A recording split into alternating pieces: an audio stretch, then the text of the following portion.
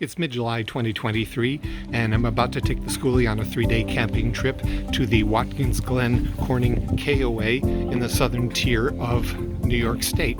I'll be joining my sister and her family there. It's a place they've gone to more than once, and I'm looking forward to it. Skoolie still isn't finished. Are they ever finished? You can see we haven't finished finishing the ceiling, for example. None of the 12-volt systems are in, not much by way of 110, but there's a platform in the back creating a garage, which I've managed to fill up, and propane range that isn't hooked up yet. There's also an apartment-sized fridge, which has been chilling all night on shore power, but I'm about to toss that cord and power it by the EcoFlow power bank, which should keep it humming till we get to the campsite, which has full hookups.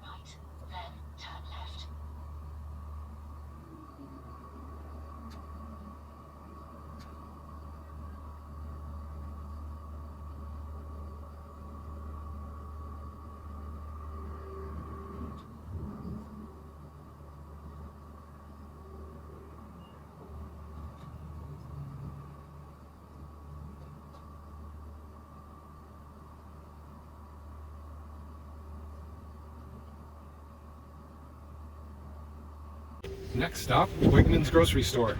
My sister has given me an 18-item shopping list with classics like Pop-Tarts and nutritional offsets like bags of salad. Well, that ought to hold us through 3 nights of camping, plus the first year of the zombie apocalypse. I think we're good to go. I bought this fridge a year and a half ago on sale when I had a much more optimistic timeline for finishing the Skoolie. Still haven't taken the cardboard out, but it's time to give it a trial run. Everything fit. I had previously acquired these tension rods used for drapes because I'd heard they keep things from sliding around in RV fridges. Let's see how helpful they are.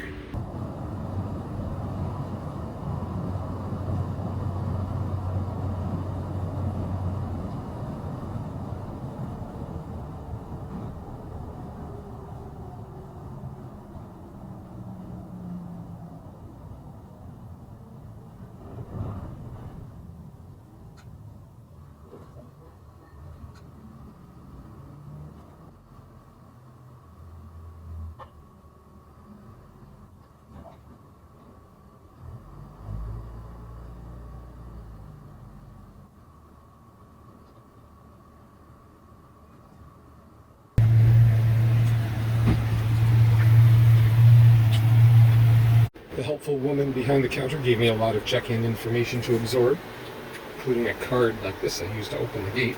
But the most important thing is they give out cookies. My dad's helping guide. We're getting her parked. This is insane.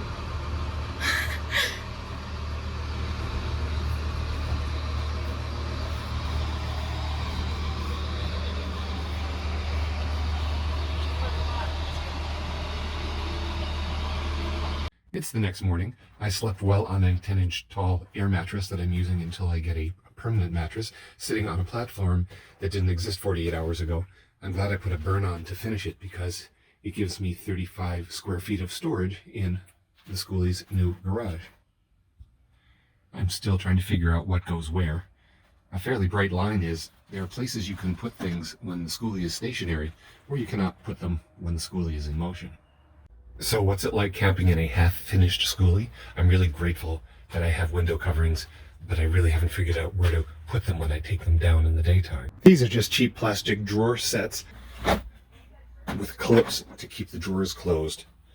While temporary, are really helpful. The propane range isn't hooked up yet, so I put a piece of cardboard on top so at least I have some more surface area. Still, I'm glad to have it in the Skoolie because it adds 2 precious drawers. With some help from my nephew, I've got the 110 volt breaker paddle installed and a few lines hooked up. So, plugged into shore power as I am, I can keep things like the fridge plugged in without using 30 feet of extension cord. And even after I get the walls built for the bathroom and the composting toilet put in place, I'm still going to prefer public washrooms like this one.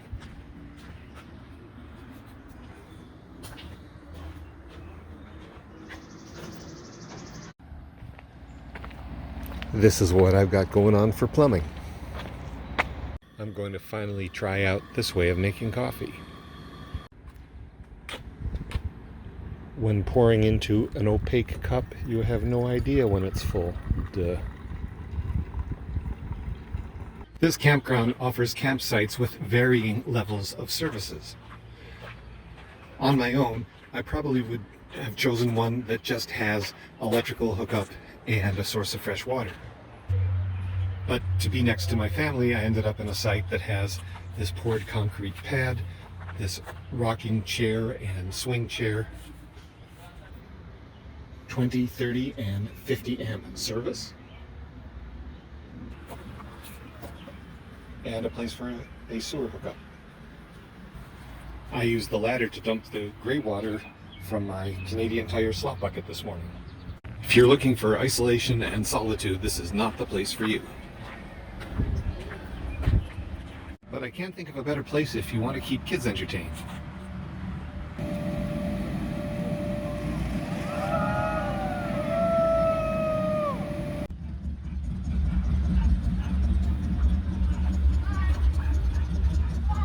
The mini golf is a nice touch. If you want to get together with friends and family who don't camp, there are air-conditioned cabins.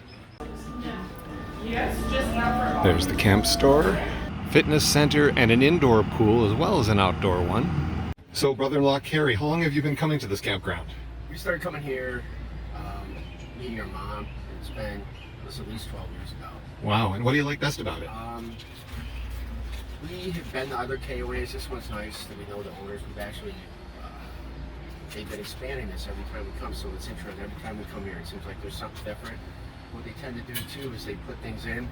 They might charge for them the first year, but then after that they become free. So it's sort of a neat pay one price, and you don't get that at other campsites all the time. So, my nephew Nathan, what do you like best about this KOA? You know, I just like hanging out here with my family and just fishing down by the pond with my dad. So, my niece Abby and my sister Lisa, where are we going this morning? Watkins Glen State Park. And we're gonna walk up and down the gorge.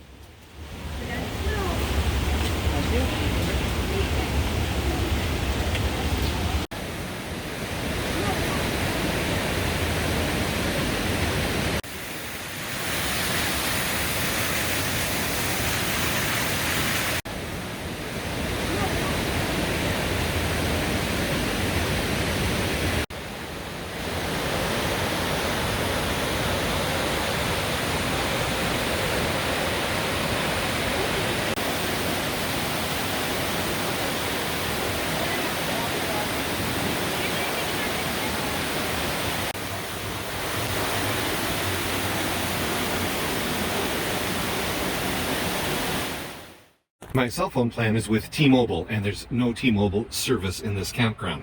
The camp does offer free Wi-Fi, more than 20 megabits down, courtesy, I think, of this tower in this part of the campground, but the signal drops frequently enough that I can't make cell phone calls over Wi-Fi. So this is an opportunity to see if we can get the Starlink antenna working. For this to work in the northern hemisphere, it must be pointed towards the northern sky. So Abby and Nathan, you've got a compass. Which way is north? That way. Okay.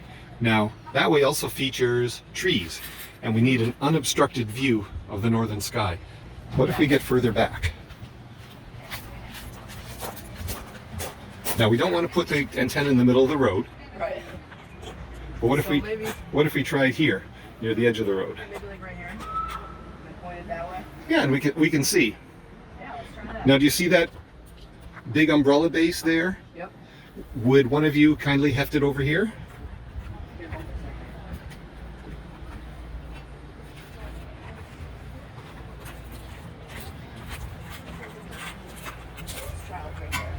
Great. Starlink provides this base if you want the antenna to sit down low, but I've got this galvanized pipe and a 3D printed adapter, so we should be able to fit the antenna into that. Would you two like to give that a try, please?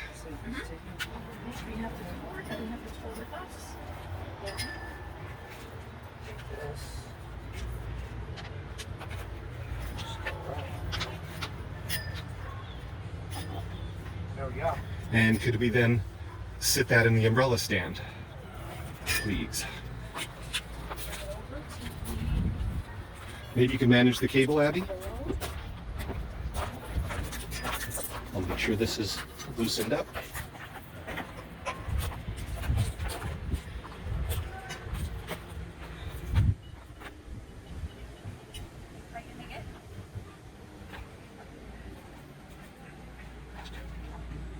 Is that pointing in the right direction? More or less, yes. So we've got the cables. Nathan, would you plug them in, please? No. And this one goes here. There we go. And flip it over. Great. So Abby, we're going to be using the EcoFlow power station to provide the 110 volt power. Would you plug it in, please? Yes. There we go. And power it up on this side. This side. There's one more on that This side. side.